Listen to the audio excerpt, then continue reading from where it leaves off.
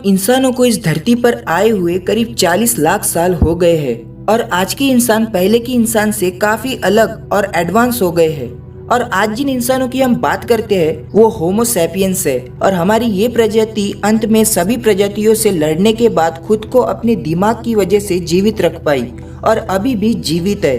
हमारे दिमाग की वजह से ही हम सभी जानवरों से अलग है और इसी की वजह से आज हम टेक्नोलॉजी में इतने आगे आ पाए हैं। और ये सभी चीजें बाकी जानवरों के लिए करना तो दूर, वो इसे समझ भी नहीं सकते।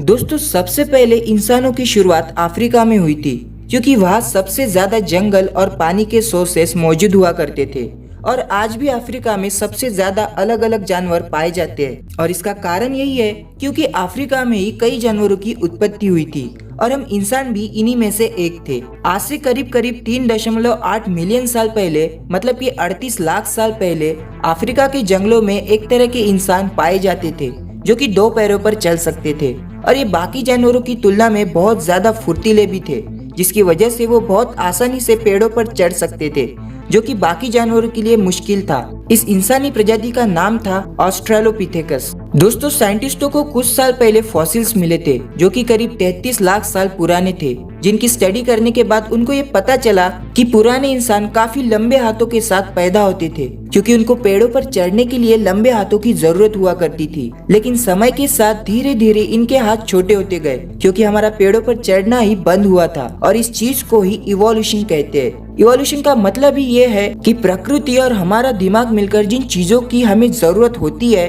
उन्हें हमारे शरीर के साथ जोड़ता जाता है और जिन चीजों की हमें जरूरत नहीं होती उन्हें हमारे शरीर से निकाल दिया जाता है और इस प्रोसेस में बहुत ही ज्यादा समय लगता है। पहले के इंसानों में ऐसे कई बॉडी पार्ट्स होते थे जो अब हम इंसानों में नहीं है क्योंकि अब हमें उन चीजों की जरूरत ही नहीं है।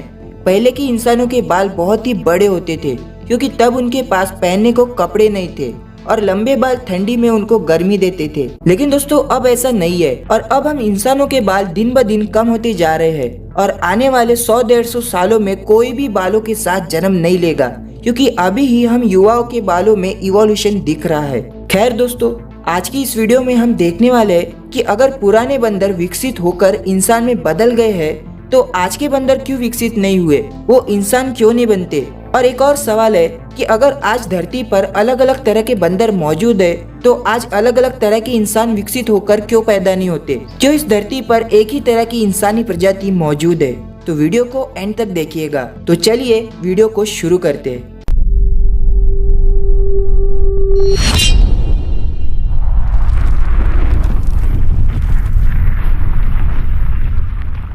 दोस्तों, हमारी आज की जो इंसानी प्रजाति है जिसे हम होमो सैपियंस कहते हैं वो धरती पर करीब 70,000 सालों से रह रही है और हम इतने लंबे समय तक इसलिए जीवित रह पाए क्योंकि हमारे पास दिमाग था।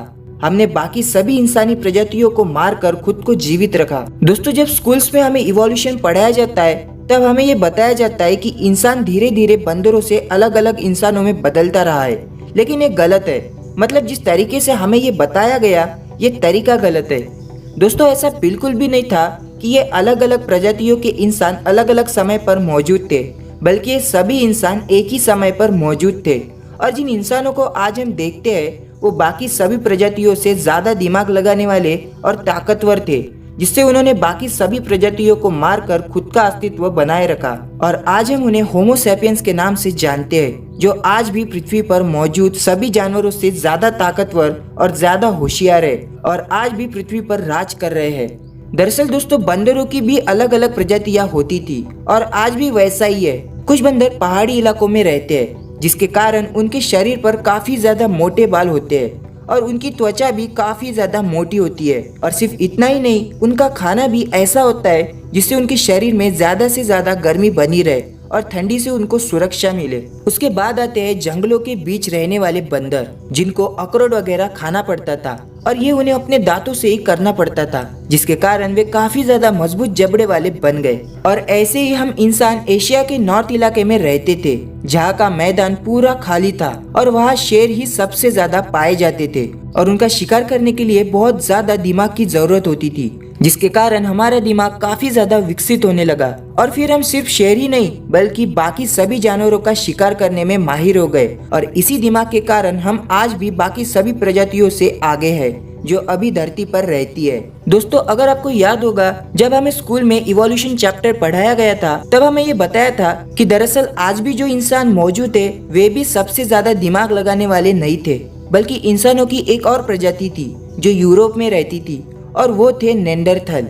दोस्तों, ये ऐसे इंसान थे जो फिजिकली भी और मेंटली भी काफी ज्यादा मजबूत थे, और ऐसा माना जाता है कि होमोसेपियंस के साथ साथ नेंडरथल्स ने भी हथियार बनाना शुरू कर दिए थे और उन्होंने शिकार करना भी शुरू कर दिया था, जिनके फॉसिल्स आज भी वैज्ञानिकों को मिलते हैं। लेकिन दोस्तों, ये इसीलिए नहीं जी पाए क्योंकि उस समय के आइस शेड्स ने यूरोप को पूरी तरीके से जमा दिया था, जबकि एशिया में तब भी थोड़ी बहुत गर्मी होती थी, जिसके कारण कुछ होमोसेपियंस बच गए और नेंडरथल पूरे मर गए। इसी के कारण आज हमारा दिमाग इतनी अच्छी तरीके से विकसित हुआ है। अगर आज हम ये सोचते हैं कि बंदर आज भी इंसान क्यों नहीं बन रहे, तो इसका सीधा सा जवाब है कि बंदर और हम इंसानों में जमीन आसमान का फर्क है। और ऐसा जरूरी भी नहीं कि बंदरों से ही हम इंसानों की उत्पत्ति हुई हो सकता है कि शुरुआती समय में कोई अलग तरह का बंदर हुआ होगा और उसके अलग अलग जगह पर जाने की वजह से अलग अलग बंदरों की प्रजातियां विकसित होती गई और वे सभी अलग अलग जगह पर रहने लगी, और जैसा एरिया हुआ करता था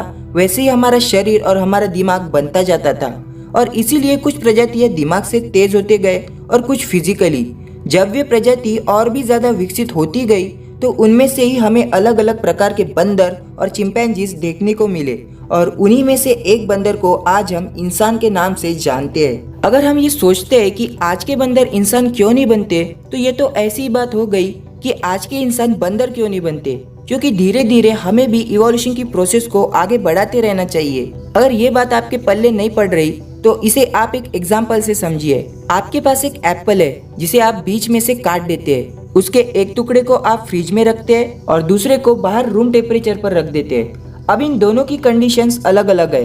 तो अब मान लीजिए कि एक एप्पल का टुकड़ा पूरा खराब हो जाता है लेकिन वह टुकड़ा अभी भी अच्छा है, तो क्या हम ये कह सकते हैं कि एप्पल का पहला टुकड़ा खराब हुआ तो दूसरा भी हो जाना चाहिए? नहीं, क्योंकि ये दोनों ही आपस में डिपेंडेंट नहीं है। इन दोनों की क्लाइमेट और कंडीशंस अलग अलग है। ठीक वैसे ही पहले जो बंदर की प्रजाति थी वो कई अलग अलग प्रजातियों में बट गई, जिनमें से कुछ विलुप्त हो गई और कुछ जानबूझकर मार दी गई, और उन सभी प्रजातियों में से सिर्फ हम इंसानों की प्रजाति थी जो आखिर तक जीवित रही और आज भी जीवित है।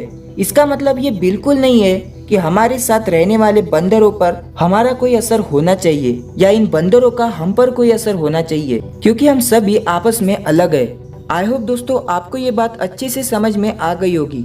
आपने इस वीडियो को यहाँ तक पूरा देखा, इसलिए आपका दिल से शुक्रिया।